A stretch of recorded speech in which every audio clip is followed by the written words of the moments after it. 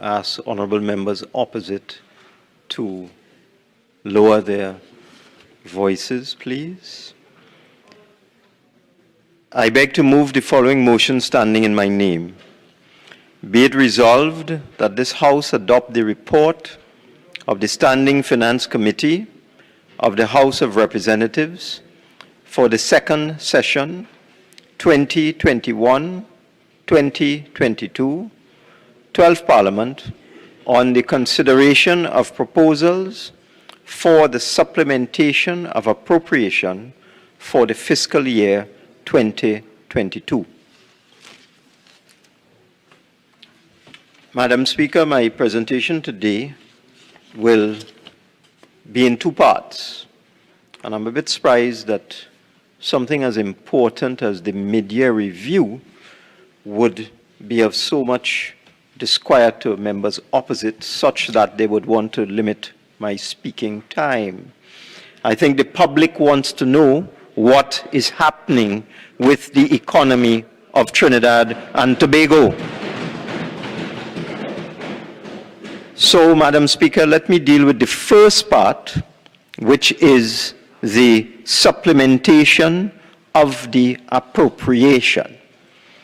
The Standing Finance Committee of the House of Representatives met on Friday, the 13th of May, and agreed to a supplementary appropriation of $3,081,703,900 for the financial year 2022 in order to fund urgent and critical recurrent and capital needs to September the 30th, 2022. This supplementary appropriation is being sought by way of the Finance Supplementary Appropriation Financial Year 2022 Bill 2022. The details of the proposed changes were circulated to all members of the Standing Finance Committee and discussed at the meeting on Friday, May 13th, where clarification was sought with respect to some of the increases to the appropriation for fiscal year 2022. Responses have already been given to some of the issues raised, and a further undertaking was given to supply subsequent responses. In fact, I just signed off on some responses I received a few minutes ago. I signed off on some others yesterday. Madam Speaker, at this juncture, let me advise the House that the supplementary appropriation for fiscal 2022 of $3,081,703,900 affects 29 heads of expenditure. It comprises recurrent expenditure of $2,976,878,900 and development program expenditure of $104,825,000. The funds for this supplementary appropriation will be sourced from the consolidated fund, as well as from borrowings if required, although that may not be required.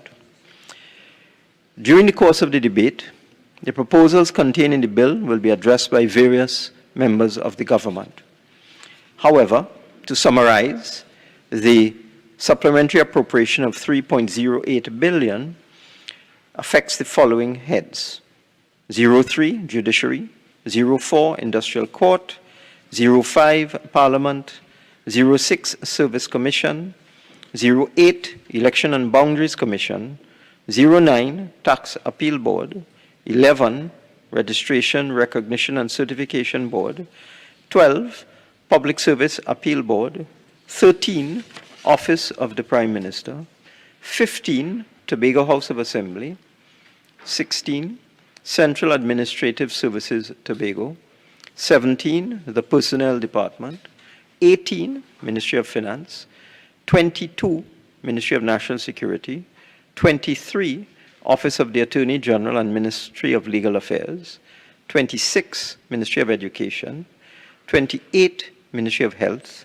37, Integrity Commission; 39, Ministry of Public Utilities; 40, Ministry of Energy and Energy Industries; 42, Ministry of Rural Development and Local Government; 43, Ministry of Works and Transport.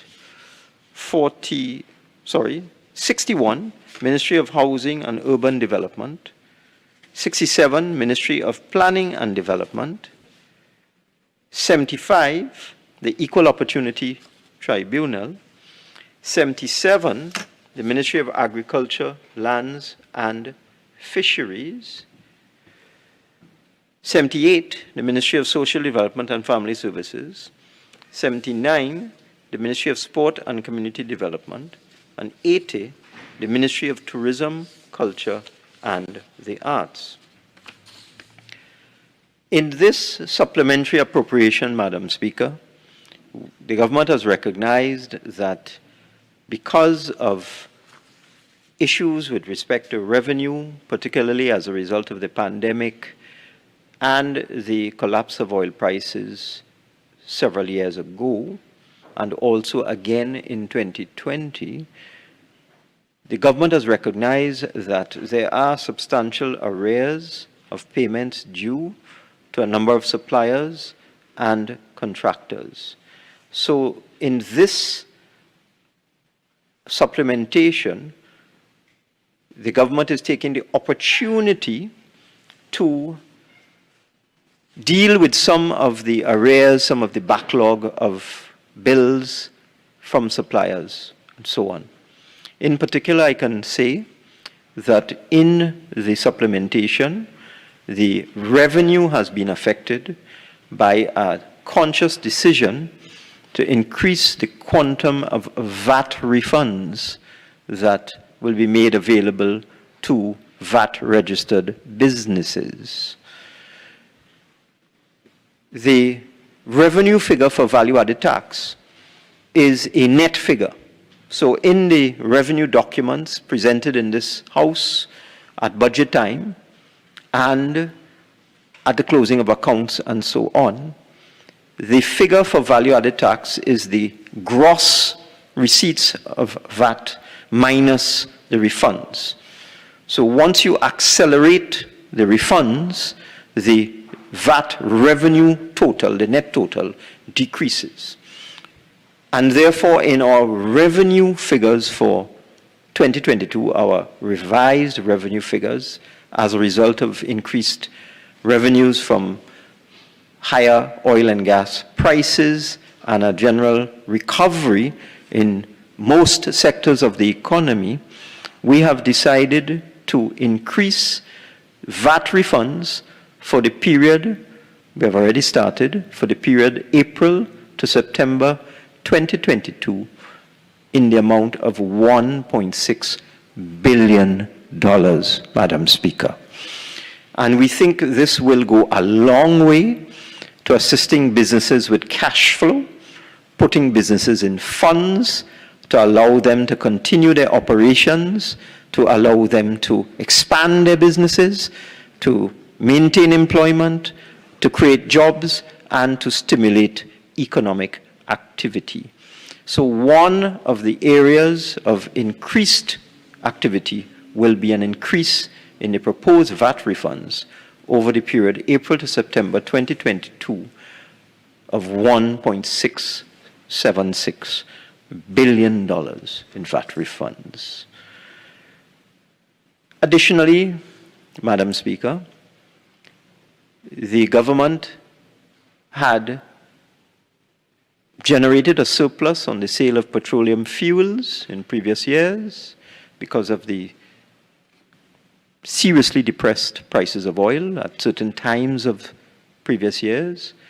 That entire surplus, which is in excess of $500 million, is going to be used to subsidize the price of LPG, cooking gas, so that, again, in terms of where the revenue is going and where the money is being spent, the surplus generated from the sale of petroleum fuels will be utilized in part to deal with the continued subsidy of liquefied petroleum gas or cooking gas, which is a significant amount, hundreds of millions of dollars every single year.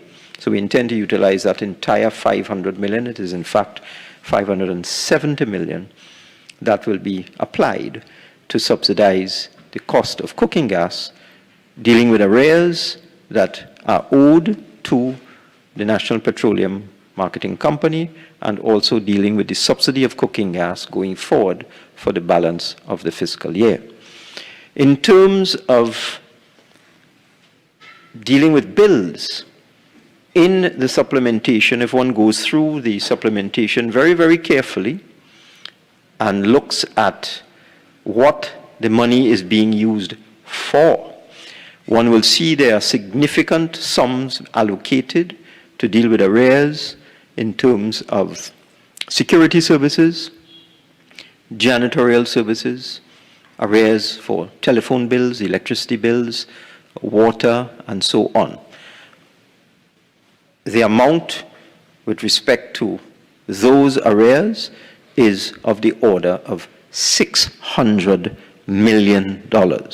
So contained within this $3 billion supplementation is an amount of $600 million to deal with arrears for rent, water, electricity, telephone, janitorial services, and security services. And again, this will go a long way to putting quite a few small businesses in funds and generating the necessary cash flow for them to maintain employment and also grow and generate economic activity.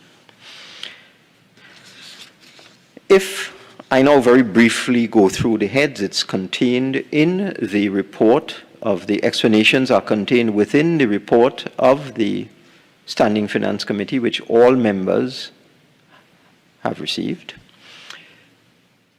But if I briefly go through it, we've already dealt with these issues, but I think it's important to let the public know what money is being spent on.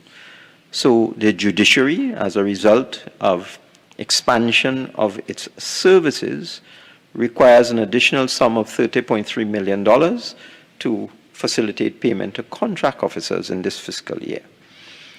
With respect to the industrial court, the total sum of $7.9 million is required to pay traveling and upkeep allowances, to pay arrears to TNTech, TSTT, to pay for rental of accommodation, to pay salaries to contract officers, to meet arrears owed to NIPDEC for building management services, to meet the cost of janitorial and security services up to September 30th, 2022.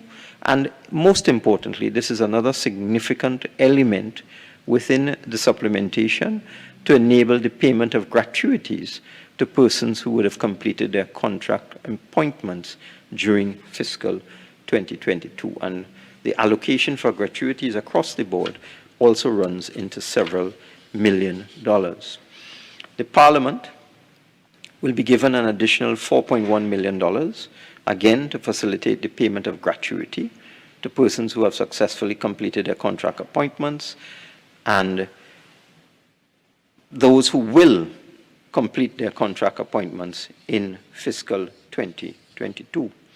The Service Commissions Department is being given the sum of $14.4 million to pay arrears to TNTech, to pay arrears to the telecommunications services, TSTT, to pay for rental of a number of buildings occupied by the Service Commission Department, to pay for storage of their documents and so on, to pay salaries to contract officers, to pay fees for software, important software like the IRIS software, to pay for examiners and markers for examinations held in 2021, to pay for the janitorial and security services, again to clear arrears and to put the Service Commission in funds going forward, to pay for the assessment exercise for the recruitment of deputy permanent secretaries, and to pay gratuities, another recurring theme in the allocation for the Service Commission. So you can see, Madam Speaker, already there is a constant theme coming through that in the supplementation we intend to deal with long-standing, outstanding arrears to TNTech, to WASA, to TSTT for janitorial services, for security services, for rental, and so on. The Election and Boundaries Commission will be given the sum of $23.5 million to pay allowances to officers engaged in the preparation of the annual list of electors, to pay TSTT for arrears, and going forward, to pay officers on short-term contract, again, engaged in the registration of electors, to pay for their IT, equipment and maintenance, to purchase materials and supplies to support the registration of electors, to pay persons employed on a short-term basis, again, to support the registration of electors, and to allow for training prior to the local government election, the next local government election, for contracted services for registration of electors, and for minor equipment, various items of minor equipment to allow the EBC to do its work. The Tax Appeal Board will be given the additional sum of $1.87 million to meet the cost of rental accommodation and to pay salaries to contract officers. The Registration, Recognition and Certification Board will be given $2.1 million to pay short-term employment, to pay for an air conditioning unit for their building. The Public Service Appeal Board will receive $1 million to deal with rental of accommodation, purchase of computers, salaries for short-term employment.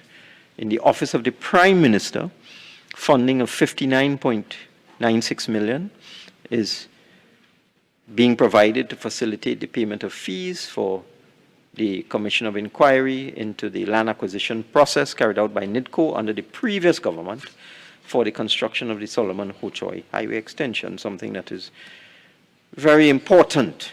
We all need to know what happened with land acquisition for the Solomon Ho-Choi Highway.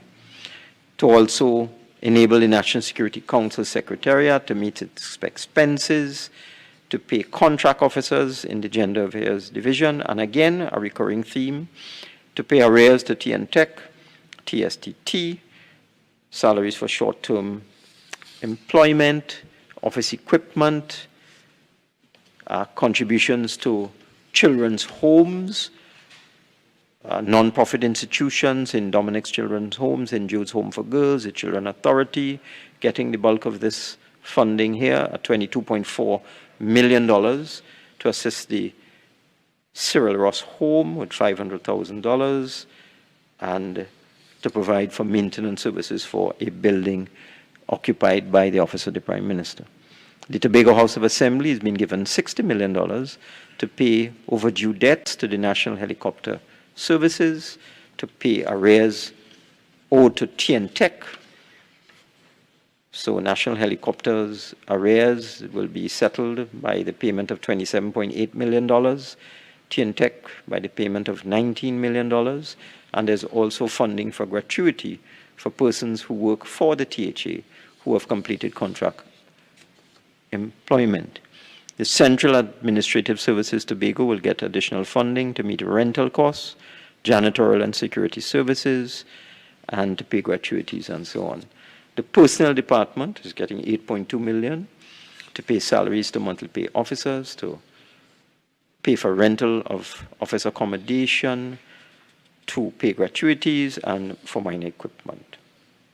That's the recurrent expenditure for the personnel. And under the development program, the Personnel Department will be receiving the sum of $1.5 million to fund the development of the human resource capacity of the department and other training needs of the department, to review the Public Service Employee Assistance Program, and also to outfit the building that the CPO currently occupies at Alexandra Street.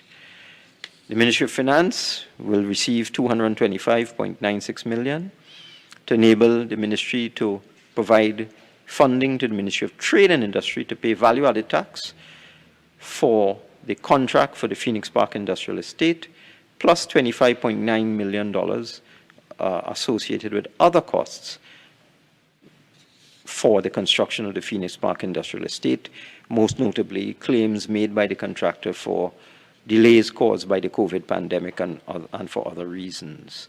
The Ministry of Finance will also be facilitating the acquisition for the Ministry of National Security for use by the Immigration Division of a property located at 32 St. James Street, San Fernando, to accommodate the South Office of the Immigration Division, and this is a TSTT property that was on the market. There's also $100 million to capitalize the proposed secondary road rehabilitation and improvement company. National Security is getting $206.9 million to cover shortfalls in allocations for officers within the fire service and the prison service, to pay allowances to these officers, to pay arrears of traveling and subsistence to officers in the Immigration Division, to pay TNTech, again the recurring theme, and TSTT in the sum of $9 million for TNTech and $14 million for TSTT to facilitate the maintenance and repairs of vehicles for the various elements of the protective services, to fund the transit police unit, to meet again arrears, a recurring theme, owed to MTS, for janitorial services in the amount of $6 million, to meet arrears owed to MTS again for security services in the amount of $19 million, to facilitate the purchase of food for the prisons and the defense force, and also to facilitate the purchase of bulk fuel for all of the vehicles and vessels of the national security system in the amount of $11 million. There's also additional funding for gratuities to contract officers, funding for the Strategic Services Agency for its operations, and also additional funding to the Transit Police Unit for utilities, fuel, repairs to vehicles and buildings, and so on. The Office of the Attorney General is being given $79 million for the acquisition of polymer certificates. I believe these are birth and death certificates, to pay officers employed on contract arrears of salary due to revised terms and conditions of employment, to pay short-term employment, to meet the payment of fees to attorneys and accountants, and to meet gratuity payments. Under the development program, the Office of the Attorney General is getting a further $16.5 million for their information management system at the Registrar General's Department, dealing with the land registry, companies registry, and so on. The Ministry of Education is receiving additional funding in the sum of $300 million to deal with arrears owed to TNTech and TSTT, again a recurring theme, $9 million for TNTech, $26 million for TSTT, to pay salary to contract officers, to deal with arrears for public transport service corporation payments to providers of school transport. This will deal with that issue, which I have observed has been in the news recently. To pay MTS for the provision of janitorial services, $54 million arrears. Sometimes I don't know how MTS manages. And security services to MTS for $55 million. To pay WASA arrears, $3 million. To pay contributions for CXC examinations, $9.8 million. To pay grants to assisted primary schools. To pay arrears of telephone and WASA bills for assisted primary schools and government secondary schools, $5.7 million. To implement interim funding arrangements for Bishop's Anstey East, Trinity College East, $20 million. Payment of gratuities for persons who completed their contract employments, to pay for school meals for term 3 of the academic year, a significant sum of $44 million, and other payments. The Ministry of Health is getting $362.88 million to facilitate the acquisition of COVID-19 vaccines for children and adults, for the continued engagement of global medical response for the operations of the National Ambulance Service, to pay salaries and allowances for our very hard-working healthcare workers in the RHAs, and to meet some loan payments. The Integrity Commission is being given $350,000 to pay salaries for short-term employment. Public Utilities is getting $408 million, $68 million of which is for street lighting and lighting of parks. also to pay refunds to persons in the lower income groups getting the rebate on their electricity bills, 12 million, and to continue to subsidize WASA in the amount of $328 million. Under the development program, the Ministry of Public Utilities is also getting $59.5 million to improve the transmission infrastructure at the Union Estate Gandhi Village 220 kilovolt double circuit, which was the subject of a recent report. $2.3 million for renewable energy incentive project, $35 million for community water improvement program, upgrade of their network service infrastructure, procurement of a geostationary operation and environmental satellite system, and $1.7 million for the refurbishment of the radar tower at Brasso Venada. Ministry of Energy is being given an interim amount of $300 million to deal with the shortfall in subsidy with respect to the sale of petroleum products, and this will be supplemented as and when required. The Ministry of Rural Development and Local Government is getting $95.3 million to deal with the implementation of the Procurement Act, the digitization of the ministry's records, to facilitate the purchase of materials for the National Cleanup Campaign, additional funding for CPEP, and also additional funding for the 14 corporations in the amount of $40.64 million for various recurrent expenditure. The Ministry of Works is getting $97 million to pay contractors for works completed in fiscal 21, for rental of equipment for desilting of water courses, and also subsidizing the Airports Authority, which has been affected by COVID and is not earning the kind of money it used to from landing fees and so on, in the amount of $66 million.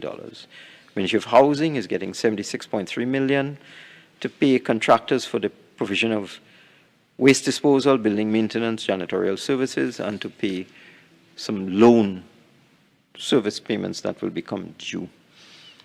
Under the development program, the Ministry of Housing is also getting $27 million, $12 million for the rehabilitation and maintenance of HCC rental apartments, $4 million for housing grants, and $11 million for the development of residential lots in the Petrotrin program. The Ministry of Planning is also getting $9 million for the payment of arrears of salary and allowances to employees of the Environmental Management Authority in accordance with an industrial court judgment. The Equal Opportunity Tribunal is getting $2.4 million to pay salaries, acting allowances, security services, gratuities, and so on. The Ministry of Agriculture is getting an additional $120 million to pay salaries and allowances in various divisions: animal production, health, agriculture, surveys, mapping, forestry, to assist with payment of salaries for the Caribbean Fisheries Institute, Caribbean Agricultural Research and Development Institute, Sugarcane Feed Center, to pay additional incentives to farmers, $7.7 million, and to make a loan payment on a EMBD loan to settle a judgment debt that was created in 2021, I believe. Ministry of Social Development is getting an additional $390 million to facilitate payment of senior citizens grant. And I may say, Madam Speaker, this senior citizens grant payment, people don't know the amount of money spent. It is upwards of $3 billion a year, probably closer to $4 or more than $4 billion a year. The Ministry of Sport, Community Development is getting $67 million to meet gratuity payments and to pay arrears owed to MTS and other service providers in the amount of $62 million. The Ministry of Tourism is getting the sum of $20 million to meet payments on a loan facility. Madam Speaker, that is a very brief summary of what is in the report of the Standing Committee, and I am saying it is brief. Let me deal now with the second part of my presentation, which is dealing with a review of the economy in the first 6-7 months of the year. Now, Madam Speaker, there's been a lot of talk in the public domain, most of it uninformed, and it's really quite a tragedy that there is a lot of information available, publicly available, to persons who wish to comment on the performance of the Trinidad and Tobago economy. I have wondered, I've struggled with this concept as to why, if, for example, the Central Statistical Office, which together with the Ministry of Finance and the Central Bank, signed on to arrangements with the international institutions for the timely production of data and the sharing of data. This country has signed arrangements with the IMF and other international institutions to provide timely statistical data and make it publicly available. And the Central Statistical Office is now routinely publishing detailed information on its website with respect to our gross domestic product and other important statistical data. What bothers me is that not one of the commentators in the public domain, not one of the economists who like to talk a lot, not one of the persons who like to write in the newspapers frequently has bothered to go to the CSO website and check the data and educate themselves on what is really happening to the Trinidad and Tobago economy. And really that is a tragedy. There is so much uninformed, inaccurate commentary outside there. It's very disappointing. So let me just say, for the benefit of those who care to check it out, you can go on the CSO website right now, and you will see what is called actual data, because we have two types of data in Trinidad and Tobago. We have estimated data, preliminary data it's also called, and we have actual data when the CSO has done its revision, done its reviews, double-checked its information. They then publish figures called actual figures. And if you go on the CSO website right now, you will see the CSO has published actual data for the first 3 quarters of 2021. And I am reliably informed that they will publish actual data for the 4th quarter of 2021 in the very near future. But if you look at what is already outside there, you would see a completely different picture from what we are hearing about and reading in the newspapers. Now, the 2022 budget projected an overall fiscal deficit of 9.095 billion, or 5.81% of GDP. For the purposes of administration of the budget, an overall deficit of 4,754 million was projected for the period 1st of October 2021 to the 31st of March 2022. And that was based on the preliminary data available to the government back in September of 2021. However, I am pleased to report that instead of a deficit of 4,754 million, 4.75 billion, at the end of March, as was expected, based on revenues received and expenditure incurred, the government has actually recorded a surplus of 654 million, some 5,408 million higher than the projected outcome in the first 6 months of the fiscal year. The increase in government revenue for the first 6 months of the year was due to higher than anticipated receipts under taxes on incomes and profits of $3.2 billion, taxes on goods and services, additional $178 million,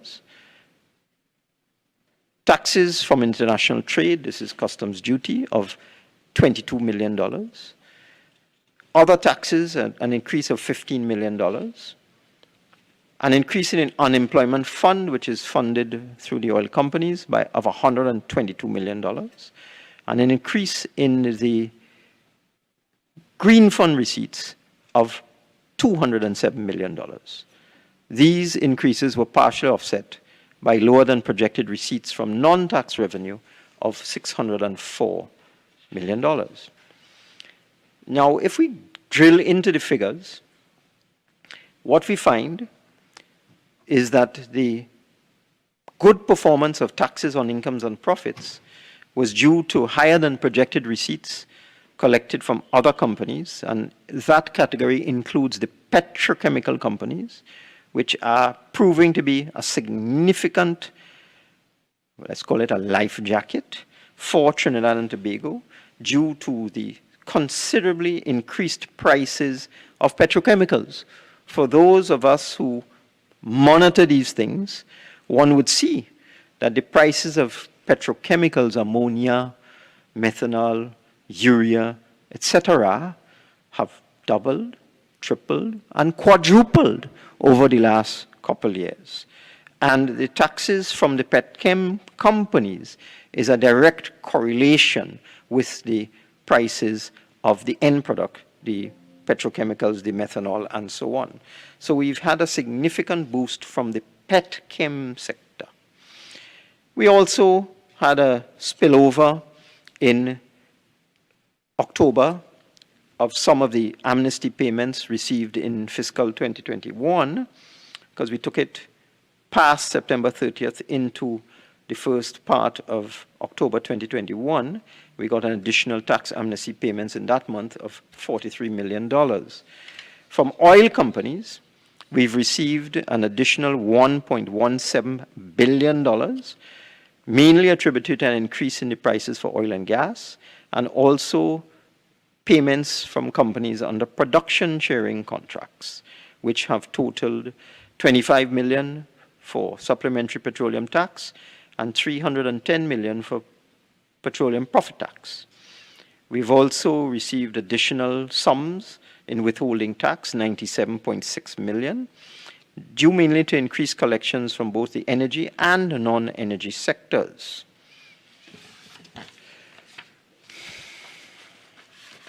Now, Madam Speaker, there are some questions I see in the public domain, and let me just answer one of them. I saw a particular individual wanting to know what the government is going to do with the extra money it is receiving. Well, let me answer that. The additional revenue for 2022 from high oil and gas prices will be used for the following purposes. Firstly, to reduce our budget deficit. This has been a bugbear of Trinidad and Tobago for several years because of the exponential increase in expenditure, government expenditure, over the 2010 to 2015 period, from $45 billion to $63 billion, and our requirement to throttle back. In the 2015, 2016, 2017 period, we had to throttle back. We could not support expenditure of $63 billion, which is where it had reached. We had to bring that back down to about $50 billion for the 2016, 2017, 2018 periods. Because of that, we had to run a substantial budget deficit. So one of the first things we're going to seek to do with the additional revenues, remember, Madam Speaker, the projected deficit for fiscal 22 in October was $9 billion. We are certainly going to reduce that in fiscal 2022. One of the other things we'll be doing is making a deposit into the Heritage and Stabilization Fund in accordance with the law, because no one in October of 2021 could have anticipated that oil, which was trading at that time, at the time of the delivery of the budget, in the vicinity of $70 a barrel, that oil would hit as high as $130 in February or March of this year. Just let me look and see what the price of oil is right now, Madam Speaker. As I speak today, the price of oil, Brent, is $113.69, and WTI is $113.61. So no one could have anticipated in October of 21 that oil would be at $113 in May of 22. So that the way the Heritage and Stabilization Fund formula works is that it is calculated based on a quarter-on-quarter basis. It's a post facto calculation. One looks at the estimate of revenue, one looks at the actual revenue, and if the actual revenue is more than the estimated revenue, you have to deposit 60% of the surplus into the Heritage and Stabilization Fund. And as a responsible government, we will be doing precisely that in US dollars too. So that is the first thing we're going to be doing with the additional revenue, reducing the budget deficit and also depositing into the Heritage and Stabilization Fund, which is a legal requirement. This will improve our standing with credit rating agencies and will mitigate the possibility of a downgrade. The other most important thing that we are doing, as I have referred to in my first part of my presentation, we intend to clear arrears owed to utility companies for water, electricity, and telephone, and to pay long outstanding arrears to companies providing janitorial and security services, and to pay long outstanding arrears of rent to persons who provide accommodation throughout the public sector. As I indicated, it totals some $600 million dealing with these arrears. It will assist the Water and Sewerage Authority, TNTech, TSTT, and the small companies that provide janitorial and security services, and let's not forget MTS, no end in terms of dealing with their cash flow. Thirdly, as I indicated, we're increasing the quantum of payments of VAT refunds in the amount of $1.6 billion. I expect to pay $4 billion in VAT refunds in all of 2022. But the additional amount is $1.6 billion. This will help businesses with their cash flow. We also intend to pay outstanding gratuities. There's a complaint among contract workers that quite often they have to wait a long time to get their gratuities at the end of their contract. So again, if you go through the supplementation, you'll see substantial sums, millions of dollars, for the provision of payments of gratuities to contract workers. Another area will, of course, be payment of arrears owed to suppliers and contractors across the board in the public sector, whether it is for construction contracts, whatever it is. The funding will be used to clear arrears owed to suppliers and contractors. Again, to put them in funds.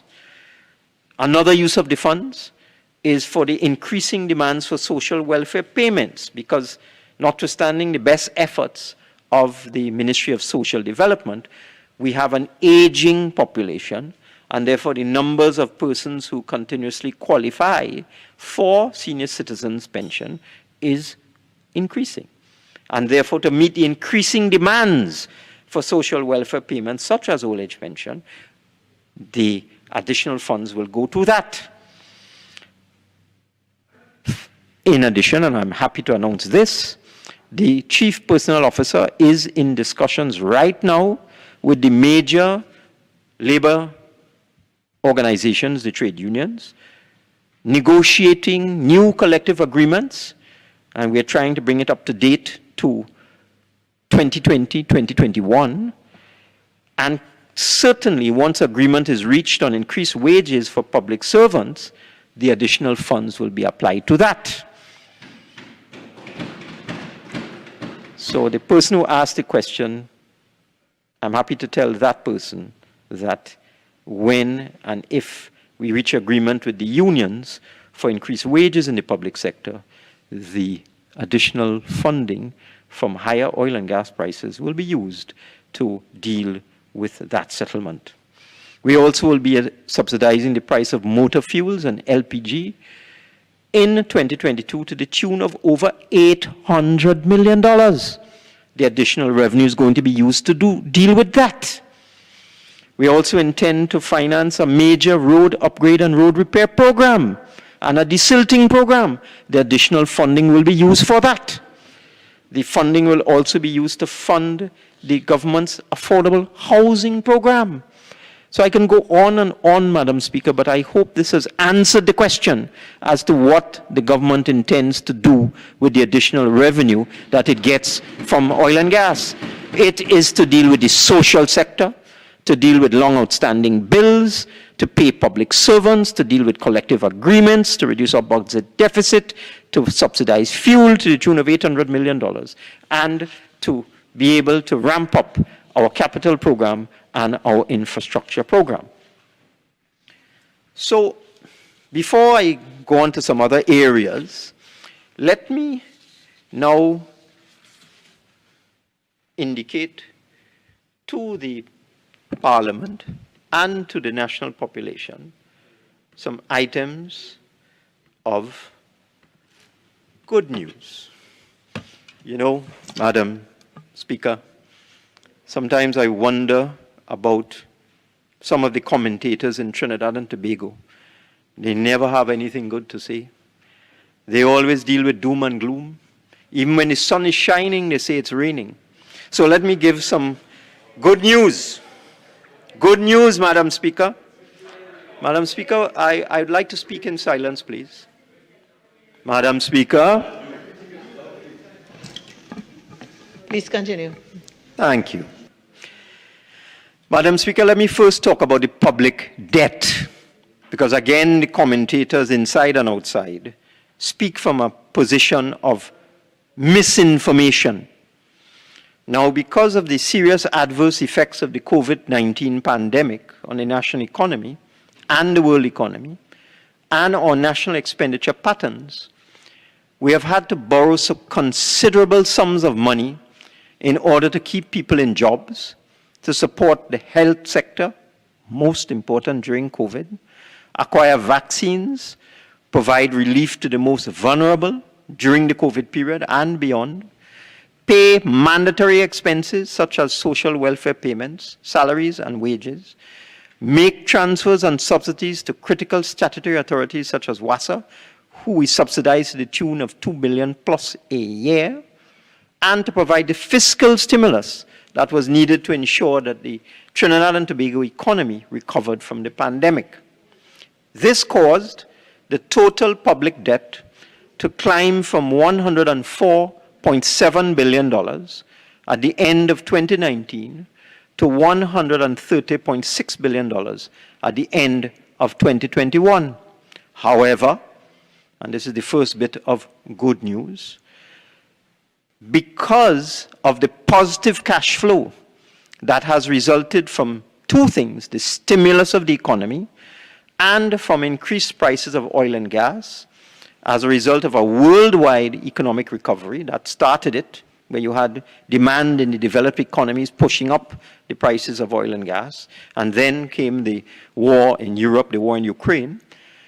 The positive cash flow that has resulted from the stimulus of the economy and from the increased prices of oil and gas has allowed us to stabilize our debt and to reduce borrowing. As a result, Madam Speaker, I am happy to announce that the government has not borrowed any money, locally or externally, to finance government expenditure since December 2021. We haven't borrowed any money for 5 months. And our public debt, believe it or not, is actually coming down. And as of today, stands at $129.8 billion, $800 million less than it was in December 2021. Now, this flies in the face of the projections and predictions and doom and gloom prognosis of all these commentators who said that our debt was spiraling out of control and our debt to GDP would hit 100% in a couple months and so on. Our public debt is going down. Now let me deal with the budget deficit. Based on the projected pattern of income and expenditure in fiscal 2022, it was estimated, as I just mentioned, that the fiscal deficit at the end of April 2022 would have been $5.7 billion.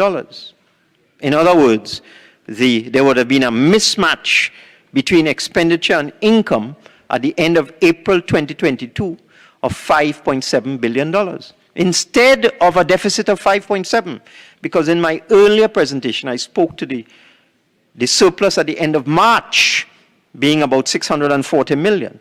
I can tell you now that at the end of April, instead of a deficit of 5.7 billion, we have achieved a fiscal surplus of $1.98 billion.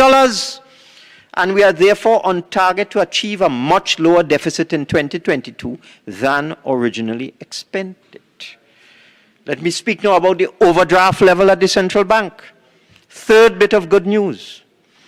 In previous years, cash flow had to be managed very tightly since the overdraft in the government's account at the central bank was always perilously close to the limit. I will never forget, in the first week or two of becoming Minister of Finance in 2015, being visited by the then governor of the central bank, who told me that we needed to put, Madam Speaker, why are they behaving like this? Is it that good news, they are allergic to good news? May I speak in silence, Madam Speaker? I want to repeat, I will never forget being visited by the governor of the central bank in 2015 and being told that we needed to put money into the government's account at the central bank, otherwise the bank will have to turn off the tap. And when I asked, what does that mean? I was told there was only enough money in the government's account at the central bank in September 2015 to run the country for 3 days. The overdraft limit was almost 100%. Madam Speaker, I'm asking for protection. Let's hear the Minister of Finance, and we'll all join the debate in our respective times to make our own contributions. Continue, Minister. Thank you, Madam Speaker. I know this is upsetting you. So, we came into office finding an overdraft almost 100%. Money for 3 days. And since then, because of the collapse of oil prices in 2016, because the expenditure profile was much more than the income being generated by the government, we've always been perilously close to the overdraft limit. Madam Speaker, we in the Ministry of Finance, we get reports on the overdraft situation at the central bank every single day. And for months, years, I have always had to have discussions with the senior public servants in the Ministry of Finance about the overdraft, because I would call the permanent secretary and say, are you seeing the overdraft? It's 92%, 93%, 97%. Can we pay wages at the end of the month? And I want to congratulate and thank the public servants in the Ministry of Finance, because even though we were managing an almost impossible situation, we always managed to pay salaries and wages in the public sector with an overdraft running at 80%, 90%, and so on. And at the end of the month was the most difficult period, because that's when the $2 billion public sector wage bill kicks in. And the beginning of the month is when the $400 million old age pension bill kicks in. So it has always been extremely difficult to manage cash flow. And for those who don't know, and those who pretend not to know, we can't cross over the overdraft limit. If we try to go over the overdraft limit at the central bank, the government's checks will bounce. So for those who don't know, we actually have an overdraft limit. However, I am very pleased to inform that with the improved cash flows for the last several months, our overdraft level has been coming down progressively. And as of today, the 16th of May, believe it or not, Madam Speaker, our overdraft limit is down to 50%. A level I have not seen for years. 50%. Imagine that, Madam Speaker. We've been trying to manage expenditure with an overdraft of 85%, 95%, having to shut down payments, having to pay only mandatory payments. We now have an overdraft. In fact, this morning it's 49.8%. Now we come to debt to GDP, the fourth bit of good news.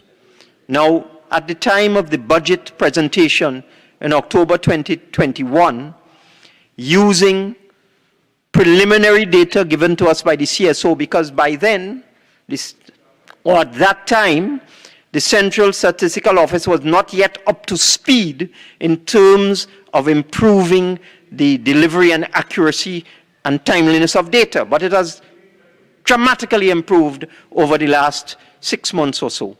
So at the time of the budget presentation, preparations which were in August and September, leading to the budget presentation in October, when we printed the budget documents, we estimated our debt to GDP ratio for 2021 to be 87%.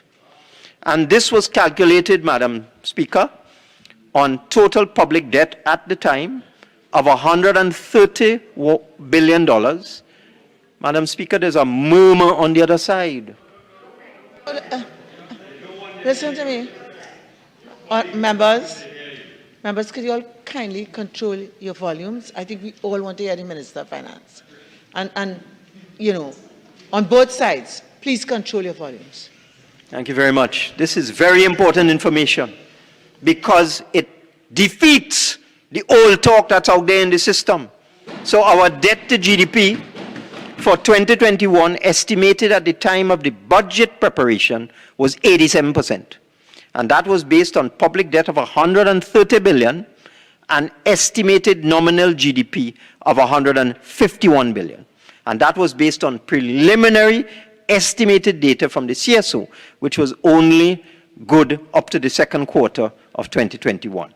However, as I've indicated, consistent with our commitment to the international agencies to improve the timely publication of data, particularly production data, the CSO recently published on its website the actual GDP data up to the third quarter of 2021. Based on these actual third quarter figures, it has become apparent, and these are actual or real as compared to estimated, based on the actual figures for the third quarter of 2021, our nominal GDP was much higher than originally estimated. It is now confirmed that our GDP for 2021 was not 151 billion. It was 170 billion, Madam Speaker. So with a total debt to GDP of 130.6 billion at the end of 2021, this means that the debt to GDP ratio in 2021 was in fact 77%, not 87%, or 10% less than our previously estimated debt to GDP ratio. But it gets better. The nominal GDP in 2022 has continued to improve because of the increased cash flows. It is now estimated that our GDP is $180 billion, Madam Speaker, which gives our current debt to GDP ratio as of today, the 16th of May, as 72%, making our debt to GDP ratio 15% less than estimated in the budget documents. Now, this debt to GDP ratio of 72% is extremely manageable. This is one of the best debt to GDP ratios in the world, Madam Speaker, at this point in time. One of the best. If you look at countries across the world, in developing countries, emerging economies, developed countries, Madam Speaker, all of their debt to GDP ratios are in the vicinity of 100%. If you look within the Caribbean, the debt to GDP ratio of Barbados, for example, is 150%. If you go through the Caribbean and look at all the other islands, it's in the range of 100%, 110%, 120%. We in Trinidad and Tobago now have a debt to GDP ratio of 72%, Madam Speaker. And what this does for us, it gives us far more fiscal space than we had previously had, and gives us far more flexibility to invest in the productive sectors of our economy, to create jobs, to create economic activity, and to maintain social stability, Madam Speaker. So that is the next bit of good news. Let's go to the actual GDP itself. Now, for the benefit of the public, the gross domestic product, or GDP, is the total value of goods and services that a country produces. This is quite different to government revenue. There's often a confusion by persons who are not familiar with these terms as to what is gross domestic product and what is government revenue. But the gross domestic product is the total value of goods and services that a country produces. And it includes the output of the private sector.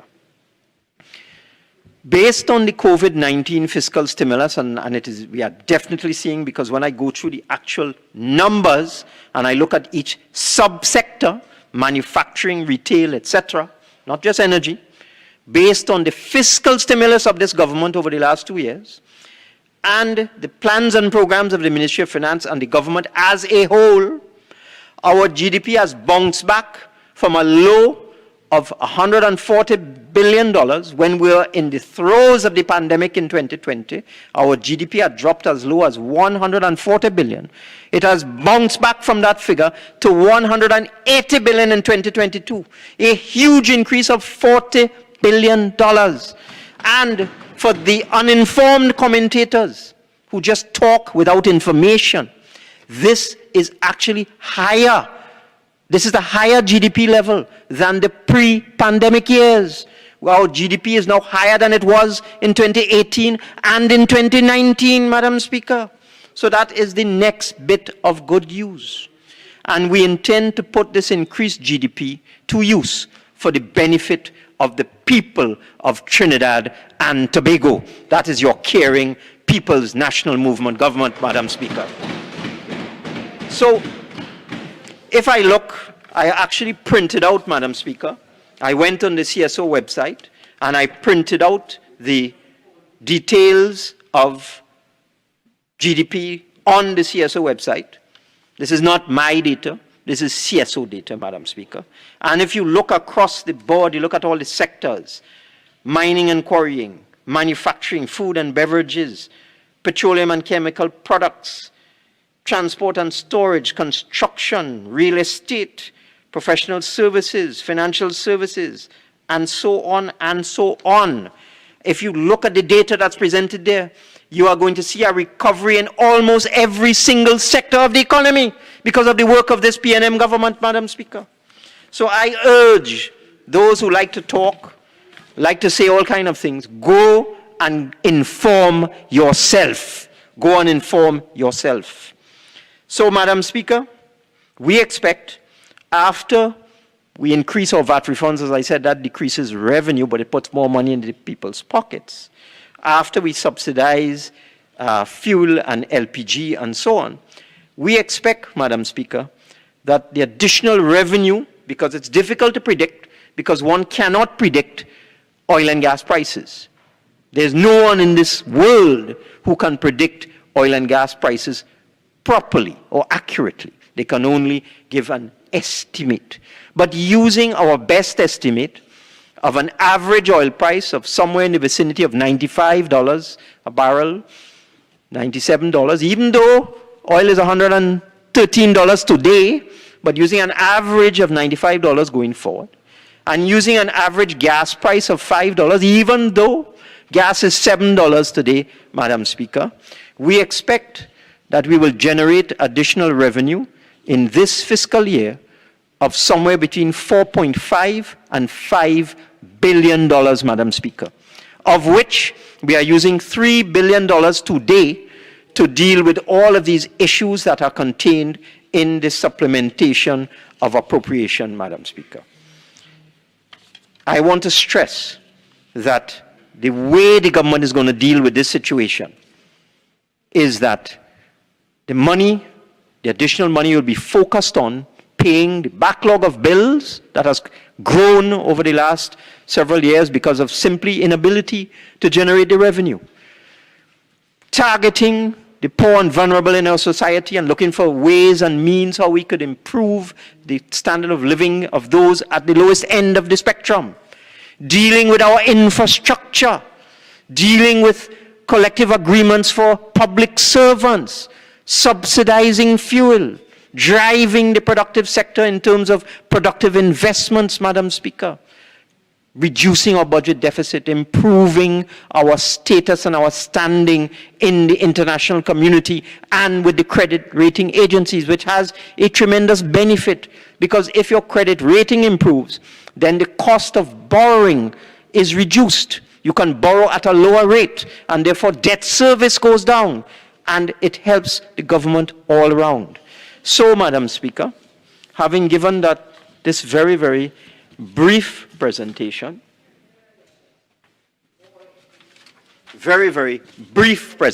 Madam Speaker,